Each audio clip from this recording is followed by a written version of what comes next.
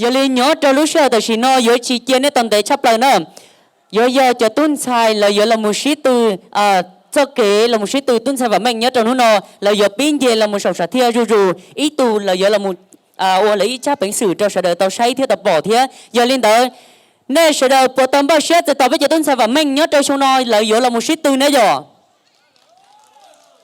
Vâng, cánh tay của quý vị đâu ạ? Vâng, hãy nổi một tràng pháo tay thật lớn để chào đón cho 12 thí sinh tuôn chảy và mình trong Tết Mông Xuống Phố 2023 được không ạ? Vâng, và phần thi tiếp sau đây sẽ là phần thi về năng khiếu cho 12 thí sinh.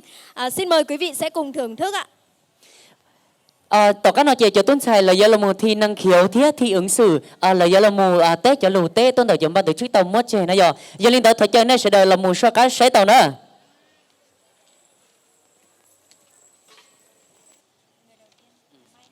Mua chi giả kia tao tìa bé giò mông y giò mông lù o giò mông canh giờ liên nhớ cho tôi xin nó thời chơi này sẽ đời là một bé tù số bộ danh 01 giờ tù sai giờ là một thi một lâm bề hay tiề lầu thị hồng mai giờ biến về là một sổ sả thia giờ liên nó thời chơi nữa thia bên mông đi không nhờ nên hú nò một là giá tòn đê thọ nên sợ đời ba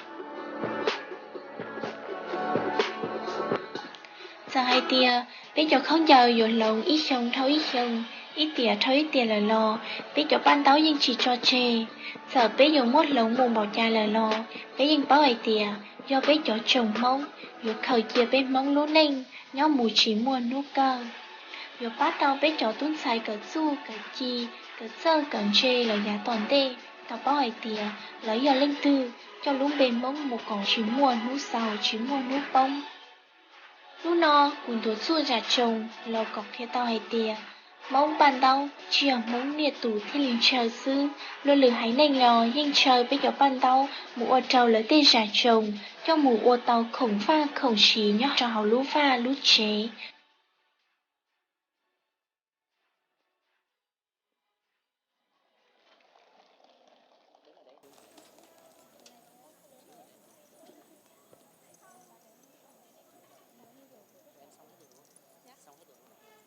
Vâng ạ, quý vị thân mến, vừa rồi chúng ta vừa được chiêm ngưỡng phần thi tài năng của bạn mang số báo danh 01. Cú nhớ thân ông anh chị nó giờ ý là li có họ giờ có tiết thi ta có khó tài năng là nó giờ chị họ giờ là một trò khó thi ứng xử chị bé cho câu hỏi nhỏ bé muốn chờ to nó giờ chị cú má mà nó thò là chị có sợi có khởi đẩy nó giờ chị có tao là một té bé cho câu hỏi nó giờ.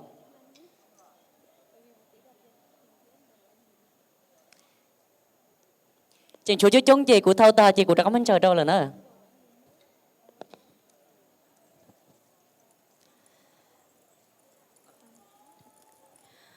Trước tiên thì em xin được đọc câu hỏi của ban tổ chức.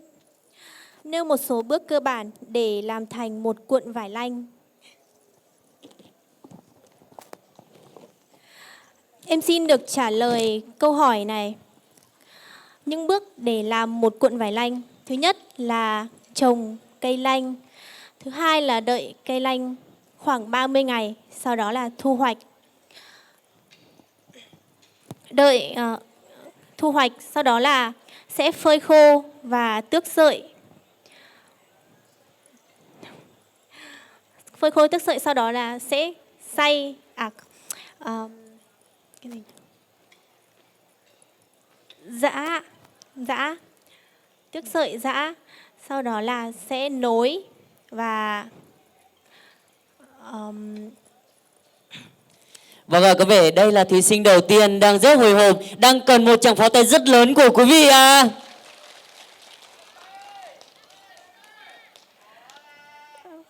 giã sợi, sau đó là chúng ta sẽ cho vào thoi để dệt thành một cuộn vải lanh.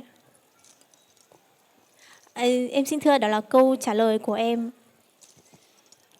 Vâng ạ, không biết là phía quý ban giám khảo có câu hỏi gì khác muốn hỏi bạn thí sinh đầu tiên của chúng ta không ạ? Vâng, xin mời câu hỏi đến từ anh Khang A Tủa. Chào Mai. Đầu tiên thì có vẻ là em là thí sinh đầu tiên lên nên là đang hơi run một tí. Nên là anh sẽ đặt cho em một câu hỏi không mang tính chấm điểm và cũng không mang tính đúng sai, mà anh chỉ muốn hỏi quan điểm của em thôi. Tại vì cá nhân anh rất là ấn tượng khi mà em lôi được một lực lượng rất hùng hậu và có rất là nhiều bộ trang phục rất là sặc sỡ lên sân khấu. Và anh có để ý là đấy là những cái bộ rất là khác nhau. Ngay từ đầu khi mà em giới thiệu về cái bài thi của em thì cũng có nói là cũng có nói đến các yếu tố khác nhau để được coi là một người Mông. Trong đấy thì trang phục được cân nhắc. Và trong trang phục thì mặc dù trong cái bài giới thiệu bọn em không có nói đến là cái yếu tố nào là yếu tố mà em nghĩ là chung nhất, nhưng mà ở đoạn cuối thì anh có nghe được một cái yếu tố tên là yếu tố họa tiết. Vậy thì không biết em có thể chia sẻ thêm là ngoài yếu tố họa tiết, bọn em gọi là pàng tao, thì trong các cái chuẩn bị của em ấy thì em nghĩ cái gì là cái chung nhất cho các cái trang phục của người Mông hay không? Em thưa anh là các bộ phận của một bộ trang phục Mông nó là gồm áo, yếm và váy, cũng gọi là quần ạ. Đó là những cái chung nhất ở trong một bộ trang phục Mông mà em nghĩ là một bộ trang phục Mông ạ. Không biết là có câu hỏi nào khác đến từ các ban giám khảo khác, và không biết là câu trả lời của thí sinh đầu tiên đã trả lời đúng câu hỏi của anh Tủa chưa ạ? câu hỏi của anh thì không có tính đúng sai, anh chỉ rất là quan tâm là tại vì bạn lôi được một cái lực lượng rất là đông và có rất là nhiều cái sự đa dạng ấy, thì anh rất quan tâm là trong cái đấy thì điều gì mà Mai sẽ cân nhắc nhất để giữ được một cái mạch chung, đúng không? Có một cái mà anh quan tâm là anh thấy là các bạn lên đều, dù cái sự thay đổi của trên cái bộ trang phục có như thế nào thì có một cái rất là chung là các bạn đều mặt chế, thì có thể bọn em có thể cân nhắc thêm về cái chuyện đấy. Em xin cảm ơn ban giám khảo ạ. Cảm ơn Mai rất là nhiều. Cái phần thi của em về phần nội dung thì anh sẽ không đi sâu vào. Tuy nhiên là anh cũng chúc mừng em vì đã hoàn thành cái phần thi. Về cái phần năng khiếu thì anh chỉ có một cái hơi nhận xét như thế này, mang tính là chia sẻ thôi. Anh nghĩ là mọi người tập trung nhiều hơn vào em. Tất nhiên anh hiểu cái ý đồ về cái phần trình diễn của em, nhưng mà nếu các bạn khác ở ngoài bắt đầu mới vừa vào thì các bạn không biết là bạn nào đang là thí sinh. Tất nhiên là mọi người có thể là để ý là có cái số báo danh của em, tuy nhiên là em có một cái ý đồ riêng của em. Tuy nhiên là anh nghĩ là ở những cái phần khác thì mọi người có thể là tập trung nhiều nhất vào nhân vật chính để toát lên. Và ở chính cái bộ của em anh thấy là có rất là nhiều các cái màu sắc, và mỗi một tầng của bộ váy đó sẽ là một cái nhánh hoặc là một cái sự khác nhau về cái mặt thời gian của cái chất liệu của người Mông. Đó cũng là một cái yếu tố. Thì anh cũng chỉ có một ít chia sẻ như vậy thôi, và chúc mừng em đã hoàn thành phần thi của mình. Vâng, em xin cảm ơn. Vâng ạ, xin được chúc mừng cho thí sinh đầu tiên đã hoàn thành xuất sắc phần thi của mình. Dạ vâng, em xin phép được hỏi, được góp ý với bạn một chút ạ.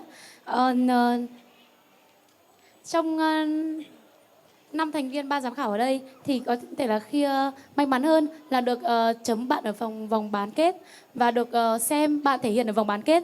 Và khi có một chút góp ý đó là sáng tạo này của bạn thật sự rất là sáng tạo rồi và đúng với chủ đề của năm nay là trang phục. Trong chủ đề của năm nay là trang phục truyền thống của người dân tộc Mông, và mình muốn góp ý một chút là nếu mà trong giả sử mà có những lần sau chẳng hạn thì mình mong muốn là bạn sẽ tập trung vào việc là bạn tỏa sáng hơn, tại vì kể cả bạn có bày vị trí như thế nào trên sân khấu và bạn có sáng tạo như thế nào, tuy nhiên là bạn phải nhấn mạnh vào bản thân bạn, bởi vì ban giám khảo chấm không chỉ chấm nội dung mà còn chấm vào cá nhân của bạn nữa. Và mình cảm thấy khá là hơi tiếc, tại vì là trong phần thi vừa rồi của bạn thì chưa nhấn mạnh hoàn toàn về cái tài năng của bạn. Đấy là góp ý của mình. Vâng ạ, em xin cảm ơn ban tổ chức ạ. Vâng, xin được chúc mừng cho thí sinh đầu tiên Lầu Thị Hồng May.